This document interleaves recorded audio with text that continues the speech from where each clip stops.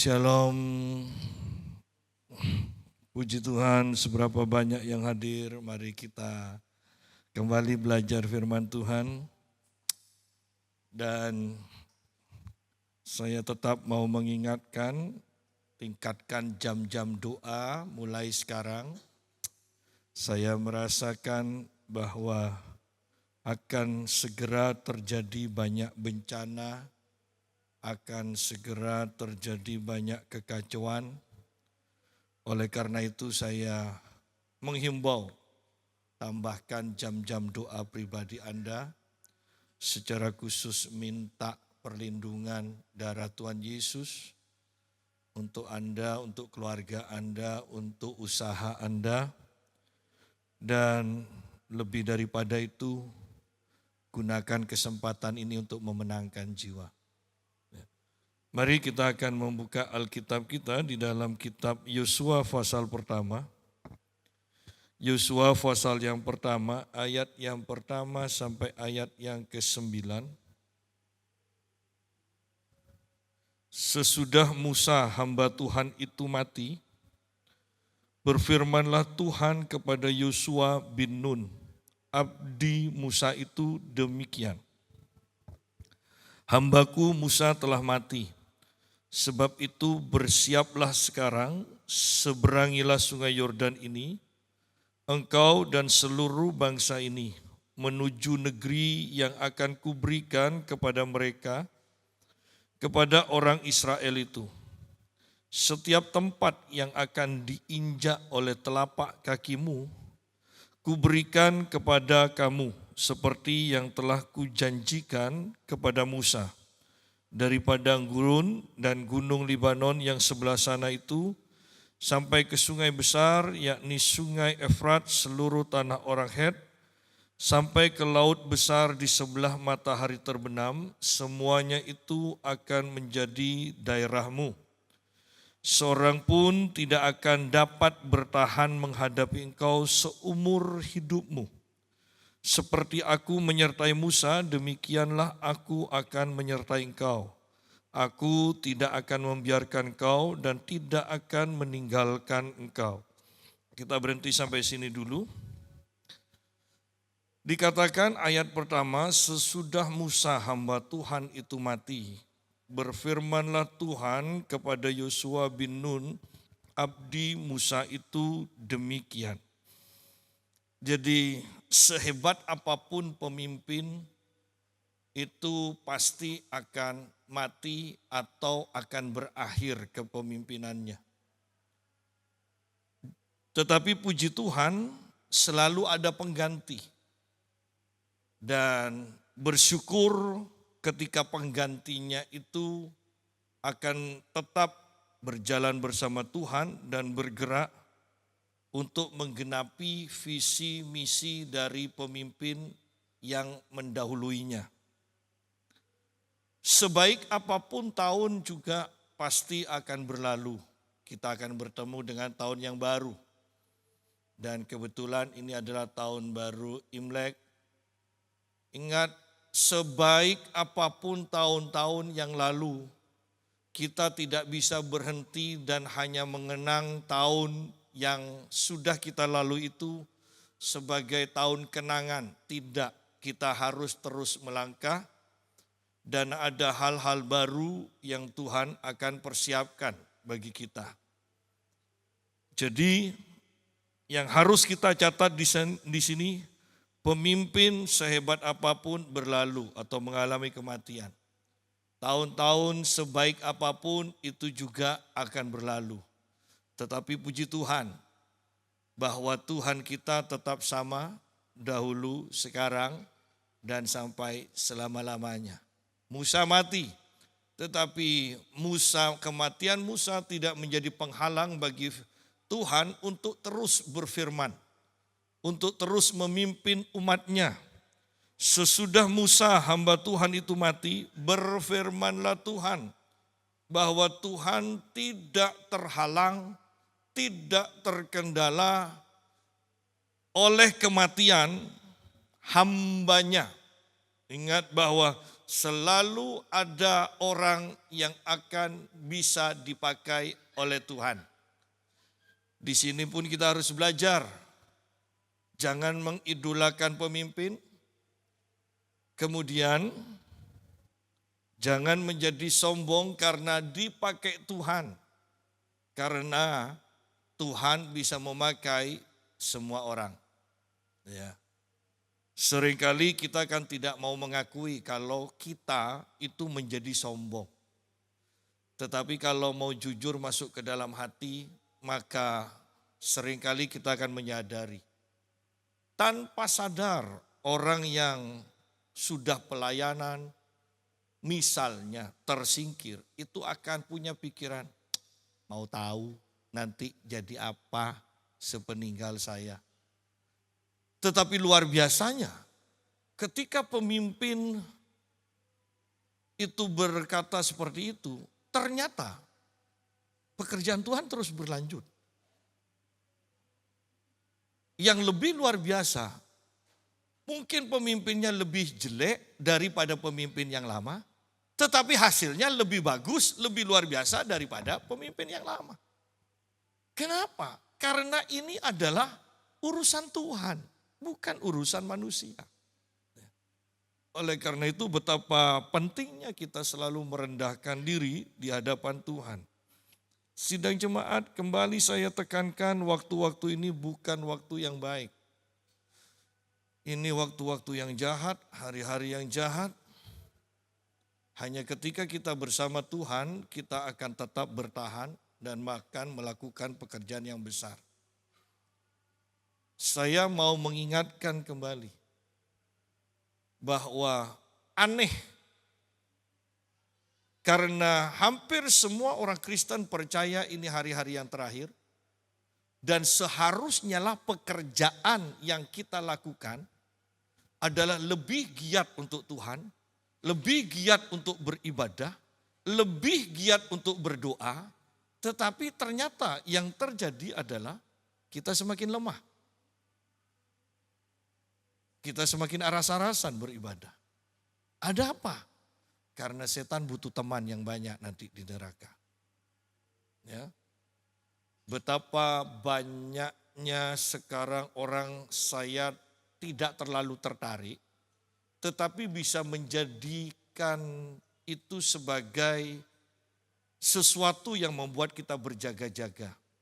Yaitu betapa banyaknya penglihatan dibawa ke neraka dan ternyata orang-orang yang dianggap kudus, orang-orang yang dianggap penting, ya, ternyata ada di neraka. Jadi mau percaya atau tidak, saya tidak terlalu tertarik dengan hal seperti itu. Tetapi seseorang dibawa untuk melihat neraka dan dikatakan betapa kagetnya dia ketika melihat. Dikatakan ketika dia melihat pemain dari apa itu ya judulnya, Face yang kebut-kebutan, Van Diesel yang mati, temannya yang mati ternyata ada di neraka, dia kaget. Betapa kagetnya ketika dia melihat ternyata Lady Di juga ada di neraka. Padahal amalnya kan luar biasa, dia kan sosial. Betapa kagetnya ketika dia melihat Teresia ternyata juga ada di neraka. Nah, ingat, ini penglihatan bisa benar bisa tidak. Saya tidak terlalu tertarik dengan itu. Tetapi ini akan menjadi pemicu kita kalau orang-orang seperti itu, yang bahkan satu itu terkenal sebagai orang suci, bisa ada di neraka. Betapa pentingnya kita itu sungguh-sungguh beribadah dengan hati yang benar di hadapan Tuhan. Ya. Tetapi anehnya kembali, banyak orang yang merasa cukup dengan ibadah seminggu satu kali. Saya menekankan begini, tidak mungkin, seharusnya loh ya, kalau pengalaman saya, bukan karena saya pendeta. Tetapi seharusnya lah kalau kita memang Kristen lahir baru, apalagi ngaku penuh Roh Kudus, tidak mungkin puasanya ibadah seminggu 1 kali. Tidak mungkin. Kita Kristen lahir baru mengaku penuh Roh Kudus. Tidak mungkin hanya puas seminggu 1 kali. Tidak mungkin. Kecuali kita hanya untuk menutupi tuduhan rasa bersalah di dalam hati kita kalau tidak beribadah. Ya. Jadi mari berpikir, karena saya tekankan ini waktu-waktu yang jahat. Dan surga neraka adalah sesuatu yang tidak bisa diulang lagi. Ya. Coba bisa diulang masih tidak masalah loh. Ya. Dibakar kan. Tapi kan ada waktu istirahat, ujian lagi. Siapa tahu keluar dari api neraka. Nah, masih tidak masalah. Tapi kalau terus kan repot. Kenapa kita tidak mempersiapkan diri? Lihat anehnya lagi kekristenan. Mengaku percaya surga dan neraka. Tapi kok tidak sungguh-sungguh ya. Menunjukkan kepercayaannya itu dengan apa yang dilakukannya. Jadi mari kita berpikir, hari ini dipenuhi berita tentang Jakarta yang banjir. Bisa dikatakan seluruh Jakarta banjir ya. Bahkan di Kalimantan, Singkawang segala macam banjir besar.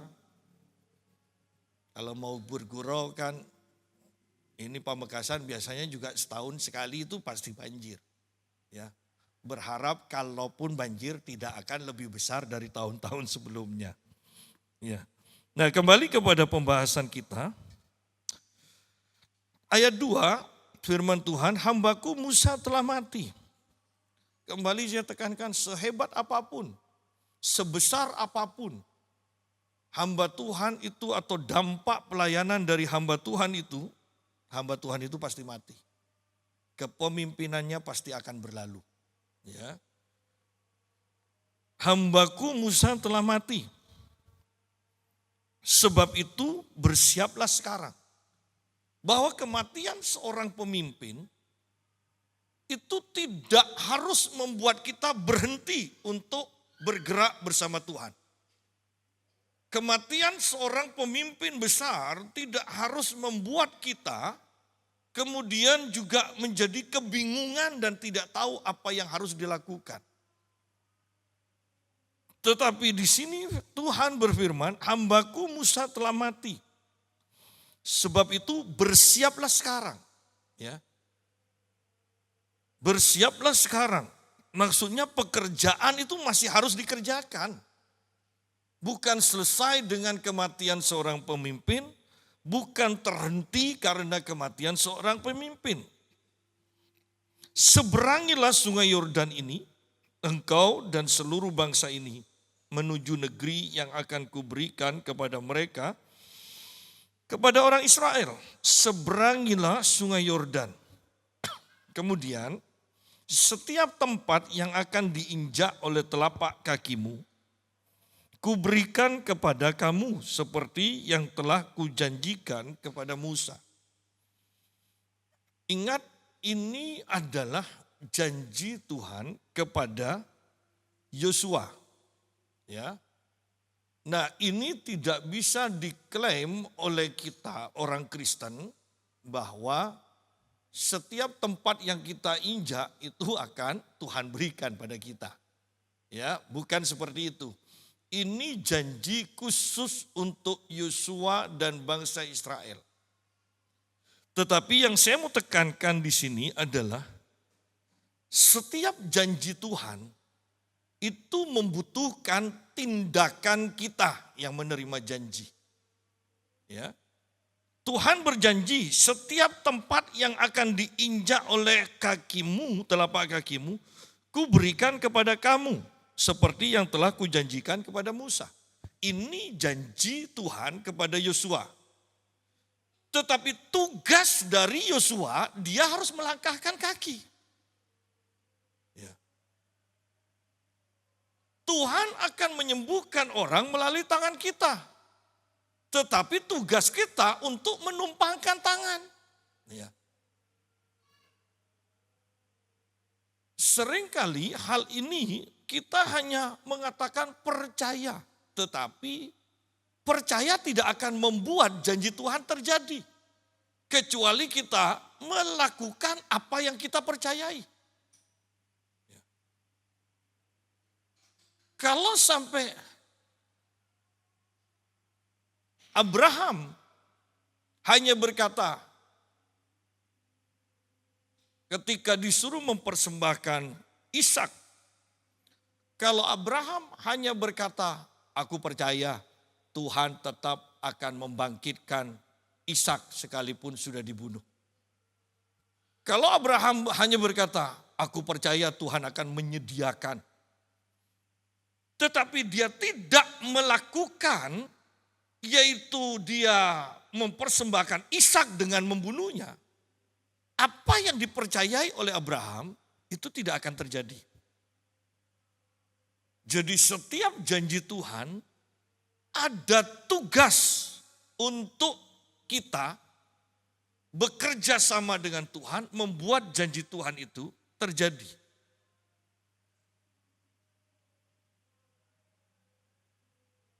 Kalau kita hanya berkata, aku percaya, kami percaya Tuhan akan melawat kota Pamekasan. Puji Tuhan. Tuhan berkata dan kita percaya. Tetapi itu tidak akan terjadi. Kalau kita tidak mulai berdoa, berpuasa, apapunlah yang dibutuhkannya, membuka mulut kita, memberitakan tentang kebaikan Tuhan kepada orang-orang yang kita kenal. Itu kebangunan rohani, lawatan Tuhan tidak akan pernah terjadi. Sekalipun kita mengatakan, aku percaya Tuhan akan melawat kota Pamekasan. Dibutuhkan tindakan kita yang akan membuat Allah membuat itu terjadi. Setiap tempat yang akan diinjak oleh telapak kakimu, kalau Joshua menginjakkan kaki dimanapun dia berada, maka tempat itu ada dalam kuasa dari Yosua. Itu akan diberikan oleh Tuhan. Tetapi tugas Yosua adalah berjalan menginjakkan kaki itu.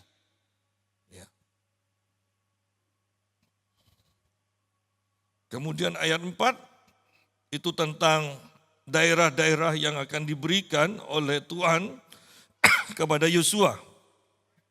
Ayat 5, seorang pun tidak akan dapat bertahan menghadapi engkau seumur hidup.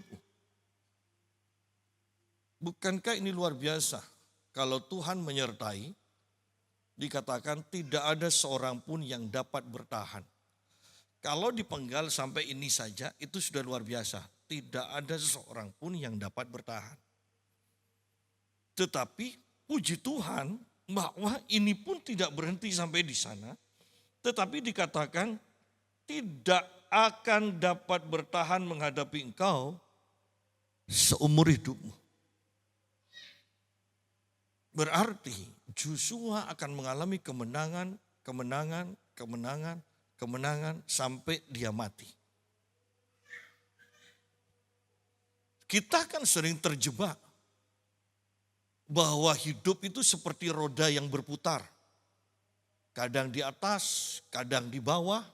Selalu saya katakan kalau di bawah jangan sampai direm, biarkan terus berjalan. Kalau sampai di bawah kemudian direm, habislah kita. Ya. Tetapi Anda perhatikan bahwa semboyan yang sering kita katakan dan percayai karena itu memang banyak terjadi. Ya, banyak terjadi di sekeliling kita. Saya tekankan bahwa sesuatu yang sering terjadi tidak bisa menjadi patokan kebenaran. Patokan kebenaran hanyalah firman Tuhan. Bahkan di Amsal pasal 4 dikatakan, ingat, jalan orang benar itu seperti cahaya, iya kan? Di mana dari pagi sampai rembang tengah hari. Kata rembang tengah hari itu puncak sinar, puncak terang. Tidak sampai senja, tetapi sampai rembang tengah hari dikatakan. Itu jalan orang benar. Dan ini juga sesuai dengan kebenaran yang disebutkan di sini. Seorang pun tidak akan dapat bertahan menghadapi engkau seumur hidupmu. Bahkan saya mau tekankan begini. Bahwa sekalipun Yosua sudah tua, Allah tidak pernah berubah dahulu, sekarang, dan selama-lamanya. Kalau Yosua sudah tua pun orang-orang tidak akan bisa bertahan menghadapi Yosua. Berarti kita pun harus tahu bahwa yang berperang bukanlah Yosua sepenuhnya. Yang berperang adalah Tuhan, bukan Yosua. Sehingga di sini bisa kita lihat sampai tua pun Yosua tidak ada lawan. Kenapa? Karena Tuhan yang berperang bagi Yosua. Kalau Yosua yang berperang bukan Tuhan, maka kalau sudah tua gampang urusannya. Ya kan? Sehebat apapun petinju, kalau sudah umur 40 tahun, itu asal bertahan aja 5-6 ronde, selanjutnya yang hebat itu tapi sudah tua, itu pasti sudah ngos-ngosan. Ya. Bayangkan Kaleb umur 85 tahun, dia berperang dan musuhnya ada di atas gunung. Dia harus berlari naik ke atas gunung dan setelah sampai di atas gunung, dia harus langsung berperang. Ya kan? Dia harus langsung berperang. Itu kalau bukan kekuatan supranatural dari Tuhan, tidak mungkin bisa seperti itu. Bayangkan Anda naik ke atas gunung sampai bukannya duduk dan istirahat sebentar, tapi langsung berperang. Musuhnya bukan orang yang besarnya sama dengan Anda, tetapi jauh lebih besar dari Anda karena kalangan raksasa dikatakan. Kalau bukan Tuhan yang berperang, tidak mungkin. Jadi banyak hal yang sebenarnya kelihatannya natural di dalam cerita-cerita perjanjian lama ini, tapi sebenarnya di dalamnya berisi hal-hal yang supranatural dari Tuhan. Ya. Seorang pun tidak akan dapat bertahan menghadapi engkau seumur hidupmu. Seperti aku menyertai Musa, demikianlah aku akan menyertai engkau. Jadi kita lihat di sini, bukan soal Musa atau Yosuanya, tetapi ini soal Tuhan yang menyertai Musa, yang menyertai Yosua.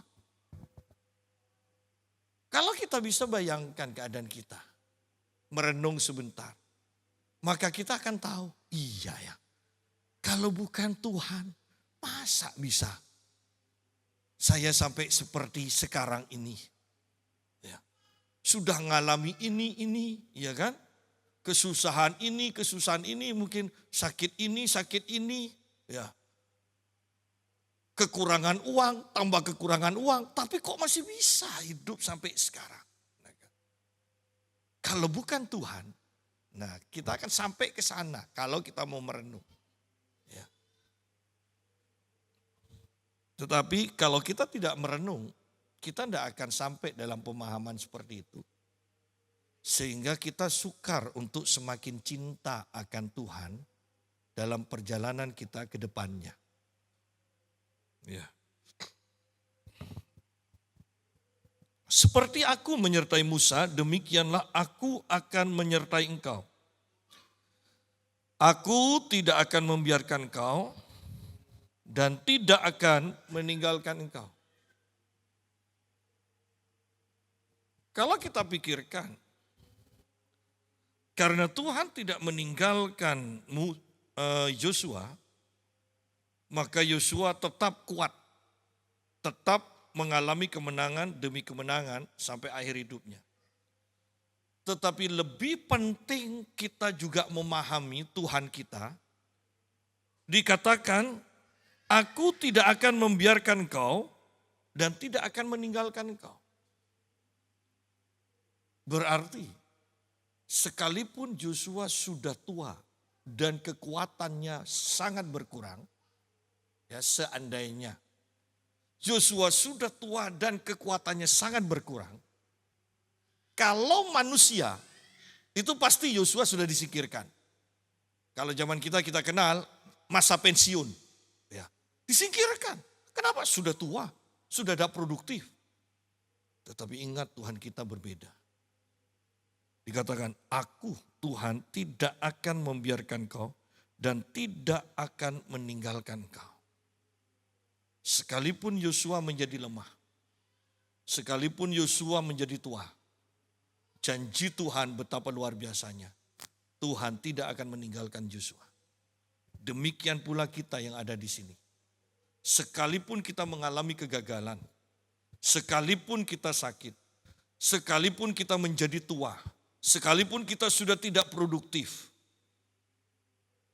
ingat Tuhan tidak pernah meninggalkan kita.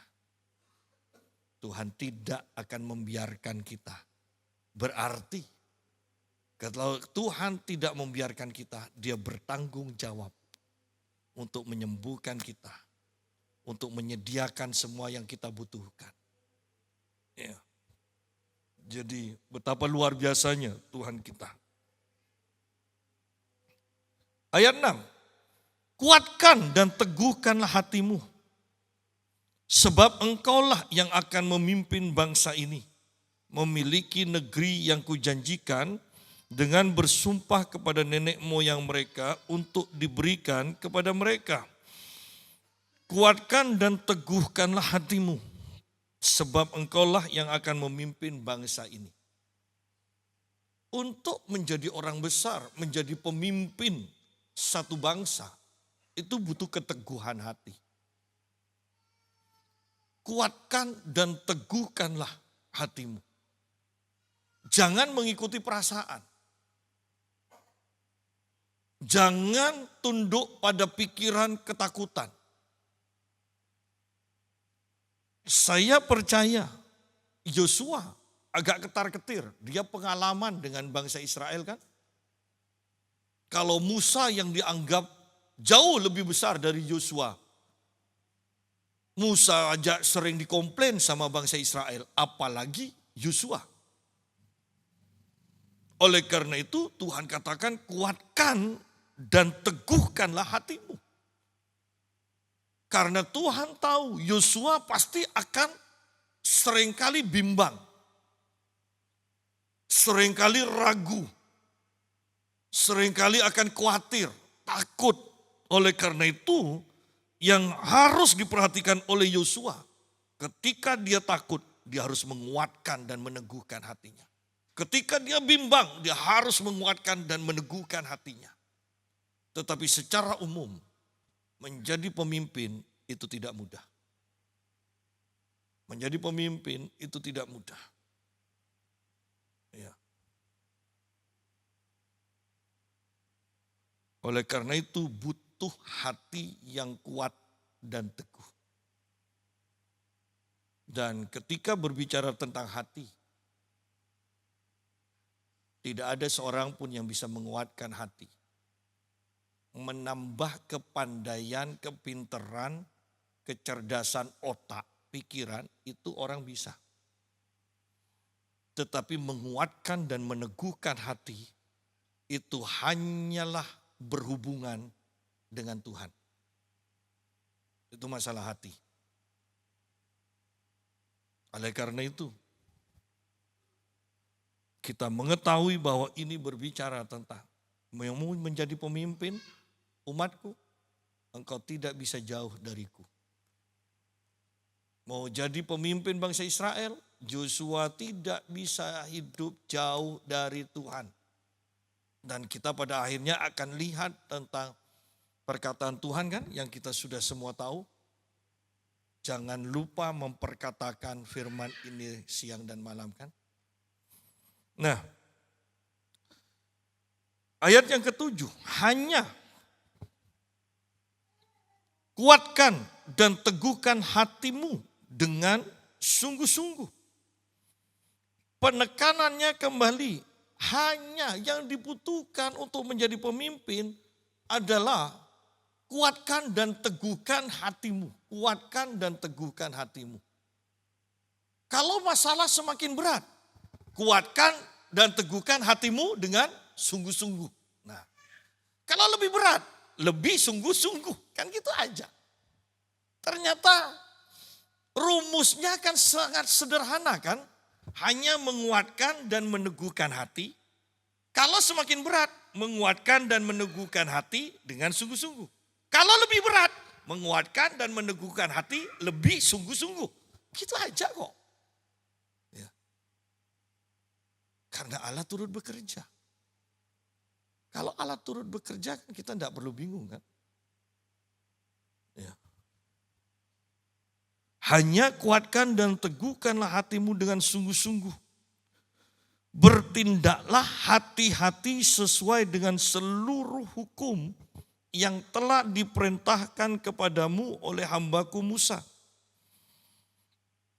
Bertindaklah hati-hati sesuai dengan seluruh hukum. Ya. Ini berbicara tentang firman Tuhan. Bagaimana bisa bertindak hati-hati kalau kita tidak tahu firman Tuhan? Ya. Berdoa itu berat. Tetapi lebih berat lagi, bahkan membosankan, baca firman Tuhan. Iya. Sehingga jangan heran orang-orang Kristen, bahkan gereja-gereja yang super besar, itu sedikit sekali yang mempunyai jemaat tahu firman Tuhan. Kalau mereka tidak punya firman Tuhan, bagaimana mau bertindak sesuai dengan firman Tuhan? Kalau mereka tidak punya firman Tuhan, bagaimana mau bertindak hati-hati sesuai dengan firman Tuhan? Kalau Anda perhatikan sekarang juga, banyak pengkhotbah yang tidak membahas firman Tuhan. Bahkan saya merasa heran dan lucu kalau ada hamba Tuhan itu membaca satu perikop, tetapi setelah itu cerita sendiri. Tidak pernah dibahas perikop yang sudah dibaca dari awal itu. Sehingga banyak umat Tuhan, saya mau katakan, tidak punya firman. Mereka punya cerita. Mereka punya cerita. Ingat, kekuatan cerita adalah itu akan menjadi menarik kalau dikurangi, kalau ditambahi. Itu kekuatan cerita. Tapi kalau firman Tuhan Anda kurangi, maka bagianmu akan hilang. Kalau ditambah, hukumanmu akan ditambah. Itu kekuatan firman. Sayangnya jemaat Tuhan banyak senang kepada cerita sekarang. Jujur ya, sebagus-bagusnya, sehebatnya kesaksian, pasti ada sesuatu yang ditambahi, pasti ada sesuatu yang ditutupi. Itulah manusia. Supaya kelihatan kesaksiannya heboh. Ya. Jadi, ayo kita perhatikan betapa pentingnya kita itu mengetahui firman Tuhan supaya bisa bertindak hati-hati sesuai dengan firman Tuhan. Janganlah menyimpang ke kanan atau ke kiri supaya engkau beruntung. Terjemahan yang tepat mengatakan supaya engkau makmur kemanapun engkau pergi. Ada orang-orang yang selalu berkata begini, saya sudah beribadah, saya sudah lakukan ini, saya sudah lakukan ini. Tapi kok masih ngalami begini. Banyak kan kita sering cerita seperti itu. Kemudian kata-kata selanjutnya adalah penghiburan. Ya bertahan, masuk ujian, mungkin cobaan. Ujian pencobaan kok sampai tahunan, ya kan? Kan enggak pernah kan? Masa Anda sekolah setengah tahun ujiannya 3 tahun? Kan enggak ada. Ya. Ujian itu seharusnya sebentar. Bukan sampai bertahun-tahun.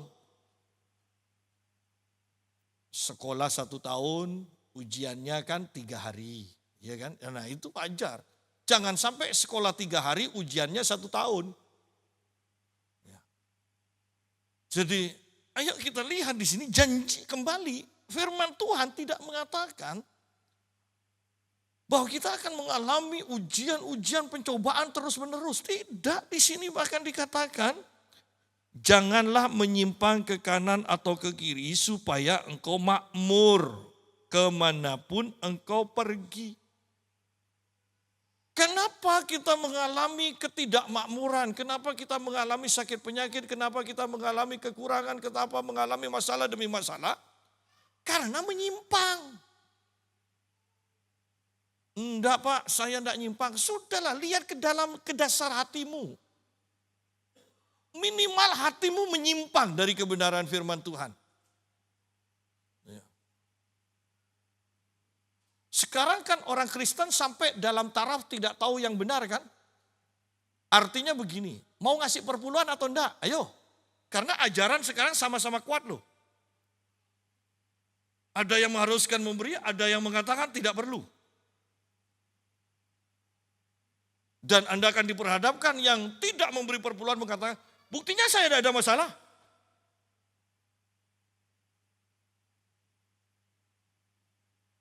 Ini masalah janji Tuhan. Saya mau tekankan begini.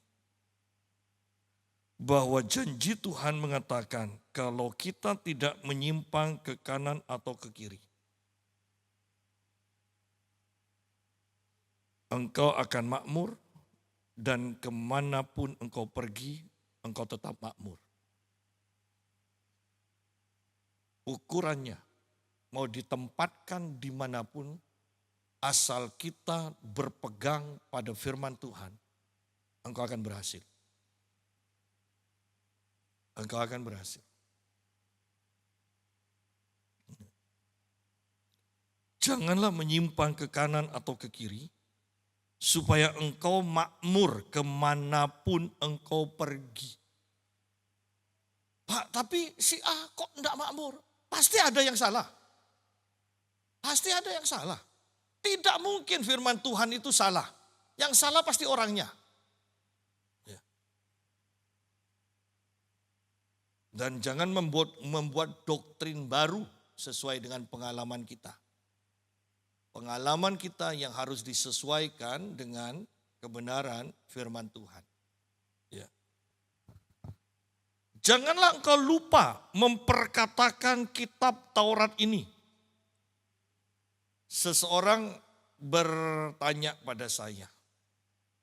Karena keluarganya salah satunya tidak percaya dengan mendeklarasikan firman Tuhan. Mana ayatnya tidak ada? Loh, orang baca firman aja belum tentu tiap hari kok bisa mau sok pinter. Coba lihat di sini kan jelas, janganlah engkau lupa memperkatakan kitab Taurat. Itu kan mendeklarasikan. Kitab Roma berkata firman itu dekat dengan mulutmu. Kalau engkau mengaku, engkau akan diselamatkan. Bahwa apa yang kita akui, itu yang kita alami, ya kan? Kitab Amsal kan berkata bahwa hidup dan mati dikuasai lidah. Siapa menggemakannya akan memakan buahnya. Jadi menggemakan bukankah itu mengucapkan, mendeklarasikan. Heran ya, masih ada saja orang yang tidak percaya bahwa firman Tuhan perlu dideklarasikan, diucapkan. Dan ini orang yang pandai. Yang berkata, enggak ada ayatnya. Kita perlu memperkatakan firman. Bahkan saya mau katakan begini. Apa yang Yesus katakan, yang paling sederhana ketika seseorang, orang yang sakit kusta berkata, Tuhan, jikalau Engkau mau, aku bisa ditahirkan.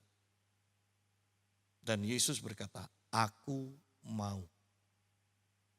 Kata aku mau itu bukan hanya untuk orang kusta itu saja. Ketika Yesus berfirman, ketika Sang Firman mengeluarkan firman-Nya, itu berlaku dalam kekekalan.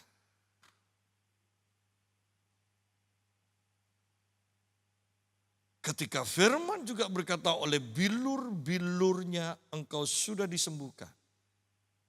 Ingat, ini berlaku dalam kekekalan.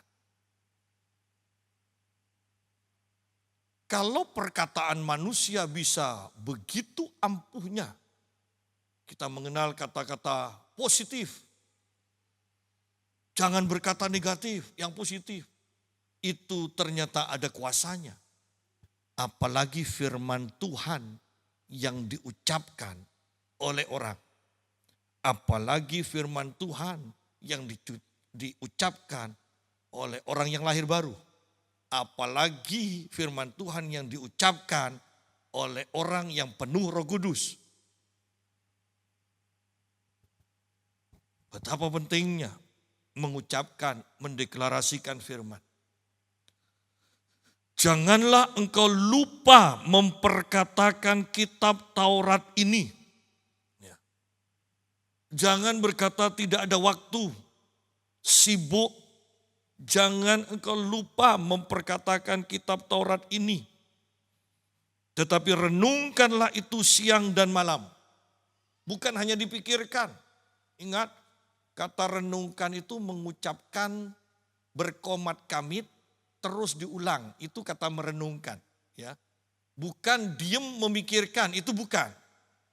Merenungkan itu mengucapkan mungkin dengan perlahan, tetapi itu diulang lagi, diulang lagi, diulang lagi. Itu kata merenungkan. Ya.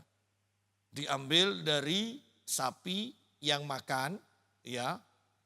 Dikunyah, kemudian dikeluarkan, dimakan lagi, dikunyah-kunyah lagi. Nah, seperti itu. Ya. Artinya sampai makanan itu bisa terserap dengan baik. Sehingga pada akhirnya setiap perkataan kita, walaupun tidak disebutkan ayatnya, itu adalah firman Tuhan.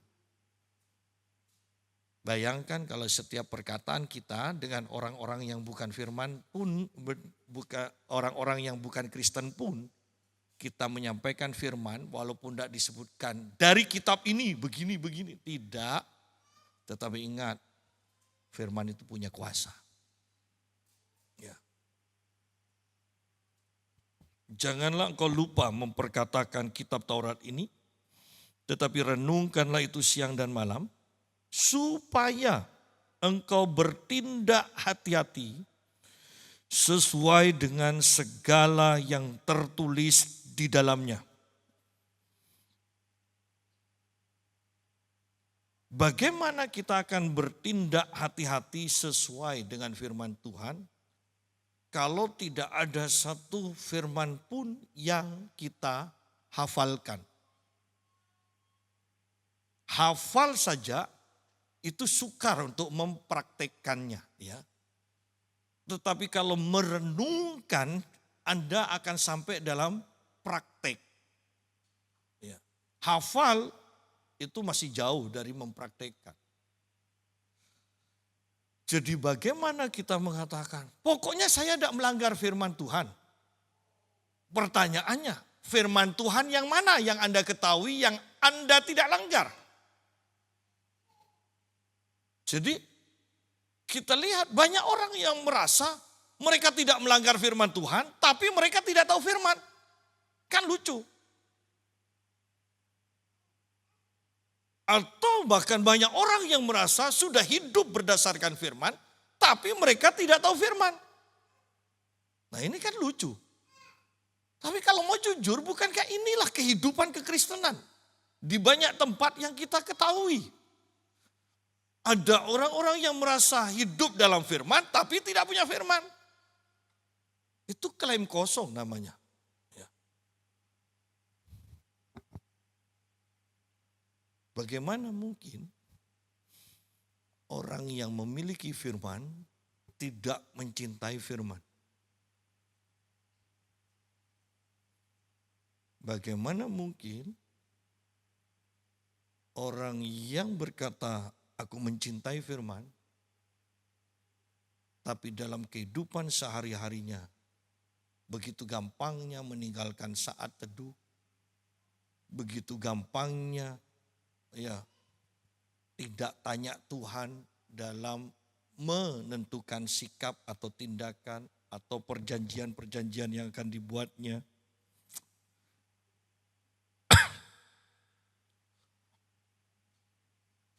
Sebab dengan demikian perjalananmu akan berhasil dan engkau akan beruntung. Terjemahan lain mengatakan perjalananmu akan berhasil dan engkau akan bijaksana. Wow, luar biasa. Mau bijaksana? Baca firman sudah. Tidak gampang emosi. Orang bijaksana itu tidak gampang emosi, tidak gampang marah. Orang marah itu karena tahu dirinya salah, tidak mampu, kesalahannya dan ketidakmampuannya diketahui atau akan diketahui oleh orang sehingga untuk menutupinya dia marah. Ya. Tetapi orang yang bijaksana sukar untuk marah, Ya. Ayat terakhir, bukankah telah kuperintahkan kepadamu? Kuatkan dan teguhkanlah hatimu. Janganlah kecut dan tawar hati, sebab Tuhan Allahmu menyertai engkau kemanapun engkau pergi. 3 kali ayat ini diulang, kuatkan dan teguhkanlah hatimu, kuatkan dan teguhkanlah hatimu. Dan terakhir dikatakan dengan tegas, bukankah telah kuperintahkan kepadamu, kuatkan dan teguhkanlah hatimu. Jangan kecut dan tawar hati. Kenapa kita tidak perlu kecut dan tawar hati? Kenapa kita harus kuat dan teguh? Karena Tuhan menyertai kita kemanapun kita pergi. Ya.